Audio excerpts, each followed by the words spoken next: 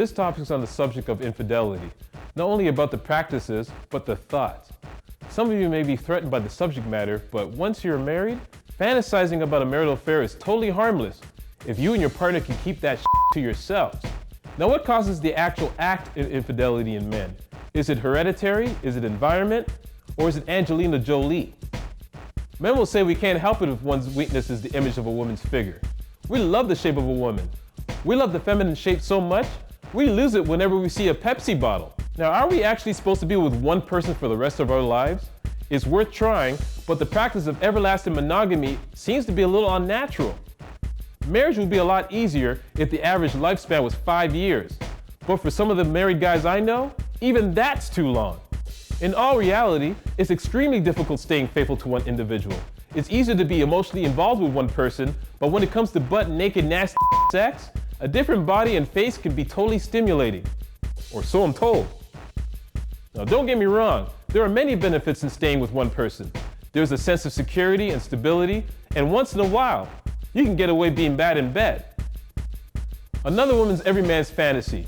Some people fantasize about time travel. I fantasize about marital affairs. But if I had a time machine, I wouldn't visit ancient Rome. I'd revisit past one-night stands. Well, the good ones anyway. In Fantasyland, getting away with infidelity is exciting. A cheating man getting away with murder is one thing, but there's nothing more exciting than a horny, cheating, desperate wife. As long as it ain't my wife.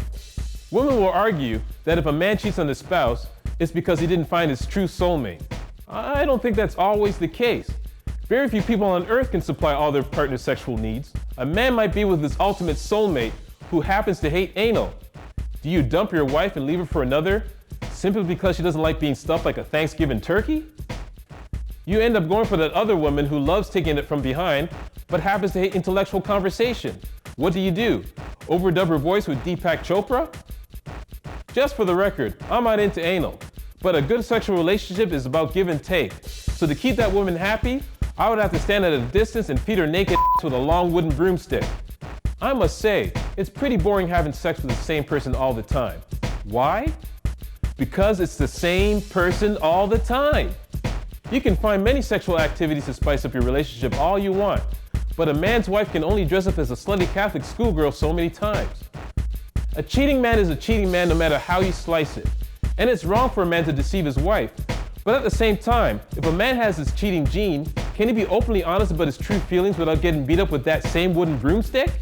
Very few women will accept a man who wants to share himself with more than one. Unless she's from Utah. Controversial edge.